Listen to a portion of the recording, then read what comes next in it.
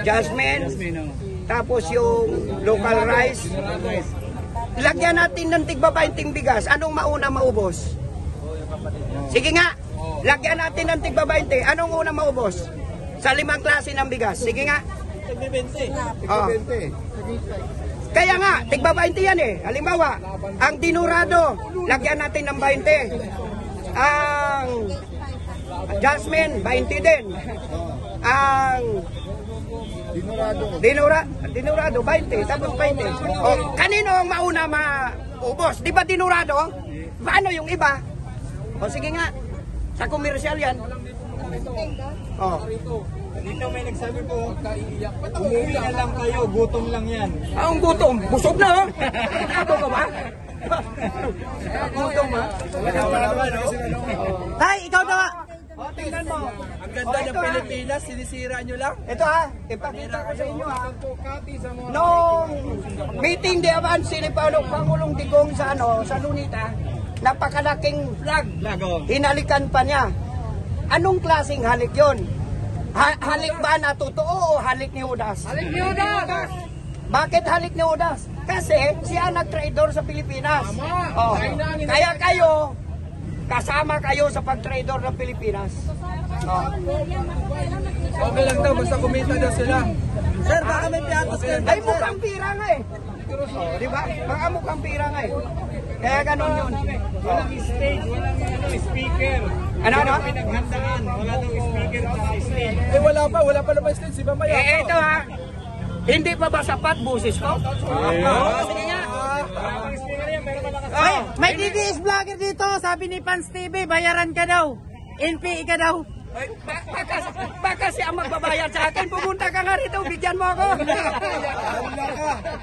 Tagalantado ka. Nasa ano yan eh, sa taga Maynila. Sabihin mo, pumunta ka rito. Bayaran mo ako. Oh, tapos kuhaan ninyo lahat ng video. Oh, sige nga. Ay, anyayahan mo si Pans TV, DDS to. Sabi mo, punta ka rito. Sino yan? Si Pans TV. Hans TV, punta ka rito dito sa EDSA. Oo. Sabi mo, hindi ka namin aawayin. Hindi ka namin naawayin kasi hindi naman kami mga away, hindi ka tulad mo. Eh pumunta ka rito para kaibigan ka namin. Pupunta ka rito. Kaya huwag kang bayaran ako. Baka ikaw magbibigay sa akin ngayon, pumunta ka rito. Baka bigyan mo ako. O, di ba? Umayos. Kakain na lang daw siya ng mais kisa sa 20 bigas mo.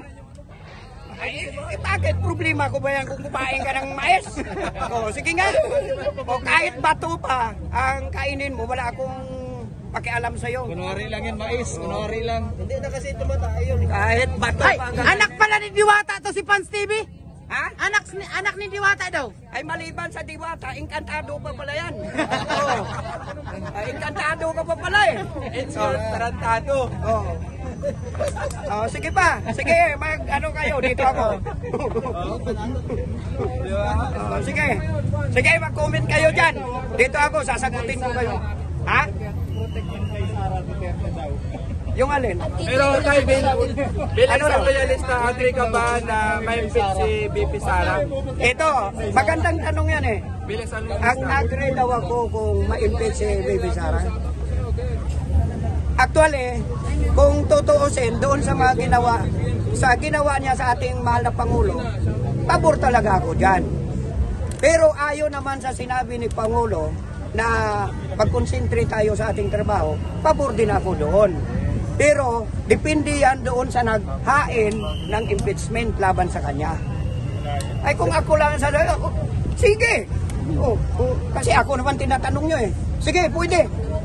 Kahit saan tayo magkita, pwede. Di ba? Yun lang naman ang tanong eh. Sige, comment pa kayo. ay, ano daw mensahe mo na yung mga kakamping nakikipagkaisa daw dito? Hindi mas maganda yung unitim nga eh. Kayo lang naiwalay eh. Ha? Ay, makakaliwa na nga sila eh. Kasi dapat ang unitim talaga. Kasama kayo dyan dati. Pero dahil naghiwalay kayo, dahil sa mga masasakit na mga salita niyo, yung nakakabuisit na sa tainga na namin, ay kayo na ang consider makakaliwa. Pero dati-dati talaga yung mga Dilawan, kalaban talaga yan. Kasi sila talaga ang kalaban dati ng namin. Pero ngayon, nagkakaisa sila kasi nga sa magandang adhikain ng ating mahal na Pangulo na paunlad ng ating bansang Pilipinas, nagkakaisa sila. Ngayon, kayo naman ang kumaliwa. Di kumaliwa kayo, bahala kayo sa buhay nyo. Ayaw sa kanan. Oh, Tay, pakanan lang kami. ano daw ang pinagmamayabang mo sa flood control daw ni PBBM? Ano masasabi mo daw, Tay? Ito, ang flood control kasi, kapag kalikasan na ang ano niyan, ang kalaban, wala tayong magawa. Correct. Oh, pero ang proyekto, ang project, tuloy-tuloy yan. Kaya ang Mindanao ngayon una, ang Davao, kasi ang dami ng panahon na dumaan ng mga Duterte, hindi nagawa eh. Oh, ay ngayon. Oh, sige nga. Tsaka expected Oh. kasi pag bagyo, di ba? Ngayon, Tay? ang mga titulo ng luwa, pinamahagi sa Davao, inuna, para makita ninyo dyan. O kung ikaw ay taga Davao, buisit ka, ay hanapin ka doon. Hanapin mo doon. Kasi umiikot ang ating mahal na Pangulo ngayon na nagbibigay ng mga titulo sa mga magsasaka kasi matagal ng panahon na kanilang hinihintay at ngayon lang nagkaroon ng katuparan na si Pangulong Bongbong na ang presidente. Okay? Ha? Oh, tingnan mo, kung ikaw ay magsasaka, tarantado ka, ay binayaran na ang utang mo. Wala ka ng problema sa utang. Bibigyan ka pa ng punan.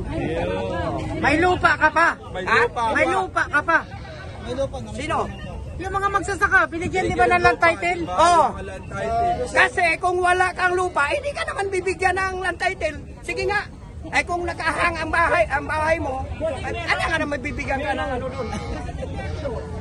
Ay doon sa kanila, nakalaan yun. Sir, ano mo sasabi doon sa bantang ni Vice President sa Indesares? Yung banta na yan kasi, ay ano yan, nakaka-alarma yan. Kasi yung mga banta, pugot ng liig, tapos tatapon, pagkatapos ay patayin si First Lady, patayin si Martin, Martin. Ay, yan ay pwedeng maging totoo yan sa kanyang sinabi, pwede ring hindi. Kasi sinabi niya yon kasi siya rin ang nagsasalita na kung may papatay sa kanya, mga alipo, siya rin mismo yun eh, ang nagsasalita eh. Si Pangulong Bongbong, narinig mo ba na nagsasalita? Hindi ah. O, di ba? Si Sara lang ang nagsasalita niyan. O, para pumabor ang tao sa kanya. O, sabi niya, kung mamatay ako, o, ay mamayang gabi, mamatay ka nga. O, ay anong gagawin natin? Patay ka na. O.